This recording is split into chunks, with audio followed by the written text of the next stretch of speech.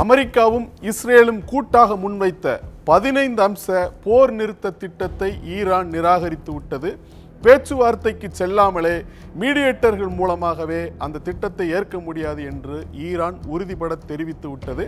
அதே சமயம் போரை உடனடியாக நிறுத்துவது, இனிமேல் போர் தொடுக்க மாட்டோம் என உத்தரவாதம் அளிப்பது, தற்போது போரால் ஏற்பட்டுள்ள இழப்புகளுக்கு நட்டஈடு வழங்குவது, ஹோர்முஸ் நீரிணை மீது ஈரானினுடைய இறையாண்மையை அங்கீகரிப்பது, அது மட்டுமல்ல இது பொருளாதார தடைகளை அகற்றுவது என்கிற 5 அம்ச திட்டத்தை ஈரான் முன்வைத்திருக்கிறது.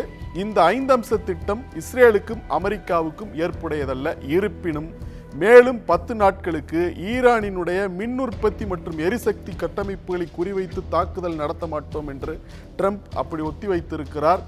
ஈரான் நிராகரித்தும் ஈரான் அமெரிக்கா ஏற்க முடியாத ஒரு திட்டத்தை முன்மொழிந்த பிறகும் கூட ட்ரம்ப் 10 நாட்களுக்கு தாக்குதல் திட்டத்தை ஒத்திவைப்பது ஏன்? அது மட்டுமல்ல, மத்திய கிழக்கில் கூடுதலாக 8000 அமெரிக்க படை வீரர்கள் களமிறக்கப்பட்டிருக்கிறார்கள். கரையில் இறங்கி தரை வழியாக சென்று தாக்குதல் நடத்தக்கூடிய கமாண்டோக்கள் களமிறக்கப்பட்டிருக்கிறார்கள். அதற்கு தகுந்த கப்பல்களும் விமானங்களும் கூட மத்திய கிழக்கில் கொண்டு வரப்படுகின்றன. எனில் ட்ரம்பினுடைய மறைமுக திட்டம் என்ன? ஈரான் மீது தரைவழி தாக்குதல் நடத்துவதுதான் அமெரிக்காவின் நோக்கமா என்பதுதான் இன்று உலகின் முன் இருக்கக்கூடிய மிக முக்கியமான கேள்வி. We settled 8 wars, people sort of forget, and we're winning another one. I tell you, we're winning so big, nobody's ever seen anything like we're doing in the Middle East with Iran.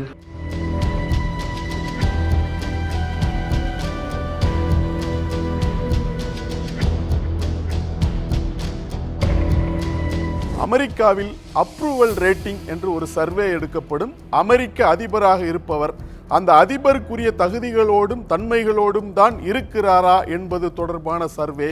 அந்த approval rating என்பது ட்ரம்புக்கு எப்போதும் 50 விழுக்காட்டுக்கு மேல் இருந்ததில்லை. ஆனாலும் கூட அவர் அதிபராக பொறுப்பேற்றதன் பிறகு இந்த அப்ரூவல் ரேட்டிங் என்பது கிட்டத்தட்ட 47 விழுக்காடாக இருந்தது.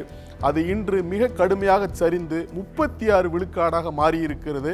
சில குறிப்பிட்ட விவகாரங்களில் ட்ரம்ப் மீதான அப்ரூவல் ரேட்டிங் நெகட்டிவிலும் இருக்கிறது. இது உள்நாட்டில் அதிபர் ட்ரம்ப் மீது ஏற்பட்டிருக்கக்கூடிய கடும் அதிருப்தியை வெளிப்படுத்துவதாக இருக்கிறது. அது மட்டுமல்ல, பொருளாதார ரீதியாகவும் அமெரிக்கா கடுமையான பாதிப்புகளை சந்தித்திருக்கிறது. உதாரணமாக, ஈரான் மீது போர் தொடுத்ததன் பிறகு கச்சா எண்ணெய் சந்தையில் ஏற்பட்டிருக்கக்கூடிய அந்த விலை அதிகரிப்பு என்பது உலக அளவில் நெருக்கடியை ஏற்படுத்தியிருக்கிறது. இந்த நெருக்கடியை தணிப்பதற்கு அமெரிக்காவும் முயற்சி செய்கிறது. அது அவசர காலத்தில் வைத்திருக்கக்கூடிய கச்சா எண்ணெய் கையிருப்பிலிருந்து கிட்டத்தட்ட ஒரு 18 கோடி பேரல்களை விநியோகித்திருக்கிறது வெளிச்சந்தைக்கு. அது மட்டுமல்ல, அங்கு உற்பத்தியை அதிகப்படுத்தி இருக்கிறார்கள். ரஷ்யாவிடமிருந்து கச்சா எண்ணெய் வாங்குவதற்கான தடையை நீக்கி இருக்கிறார்கள். இதைவிட மிக முக்கியமாக ஈரான் கச்சா எண்ணெயை வாங்குவதற்கு விதிக்கப்பட்டிருந்த தடையிலும் தளர்வு அளிக்கப்பட்டிருக்கிறது. அந்த வகையில் கிட்டத்தட்ட $14 பில்லியன் அளவிற்கு ஈரானுடைய எண்ணெய் வர்த்தகம் அதிகரித்திருக்கிறது. எதற்காக அமெரிக்கா ஈரான் மீது போர் தொடுத்ததோ அதற்கு எதிர்மறையான விளைவுகளை தற்பொழுது அமெரிக்கா சந்தித்துக் கொண்டிருக்கிறது. உள்நாட்டில் ஏற்பட்டிருக்கக்கூடிய அதிருப்தி, பொருளாதார இழப்பு, இது இரண்டும் தான் ட்ரம்பை ஈரானை நோக்கி போர் நிறுத்தத்திற்கு கெஞ்ச வைத்திருக்கிறது என்று சர்வதேச வல்லுநர்கள் சொல்கிறார்கள்.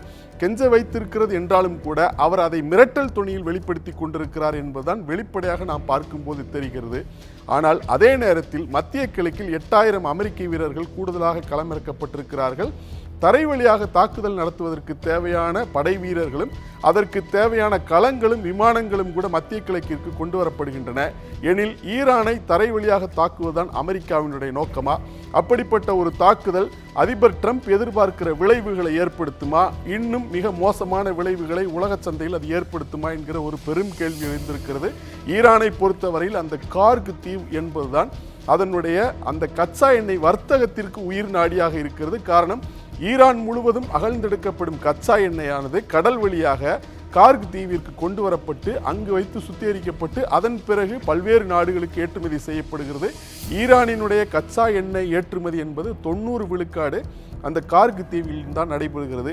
அந்த கார்க் தீவை கைப்பற்றிவிட்டால் ஈரானை மூச்சு திணற வைத்துவிட முடியும் என்று சிலர் ட்ரம்புக்கு சொல்லியிருப்பதாகவும், அந்த அடிப்படையில் கார்க் தீவை மட்டும் கைப்பற்றலாம், அதற்காக கடல் வழியாக சென்று தரை இறங்கி அந்த தரை வழியாக தாக்குதல் நடத்தி கார்க் தீவை கைப்பற்றி தங்கள் கட்டுப்பாட்டுக்குள் கொண்டு வருவது என்கிற ஒரு திட்டம் ட்ரம்பிடம் இருப்பதாக சொல்கிறார்கள்.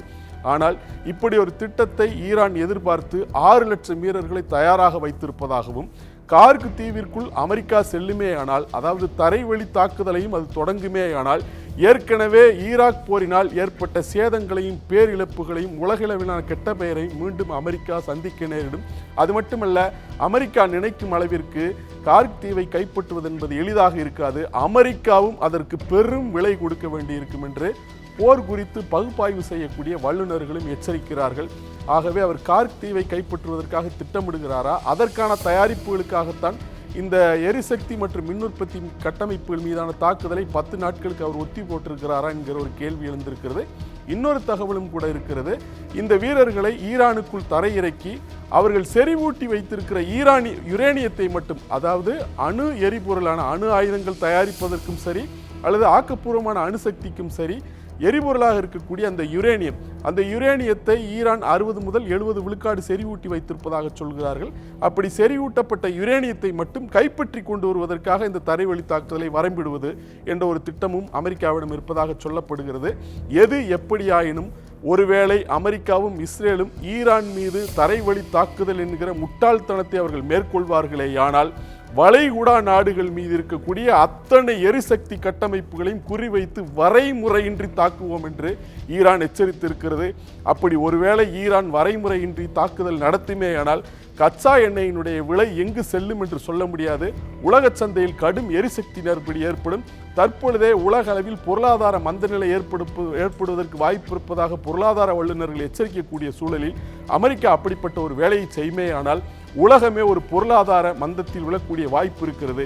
இது உலக அளவில் ஏற்படுத்தக்கூடிய நெருக்கடிகளும் தாக்குப்பிடிக்க முடியாத நிதி சிக்கல்களும் எங்கு கொண்டு போய் விடும் என்கிற கேள்வியைத்தான் இப்பொழுது சர்வதேச வல்லுநர்கள் எழுப்பிக் கொண்டிருக்கிறார்கள்.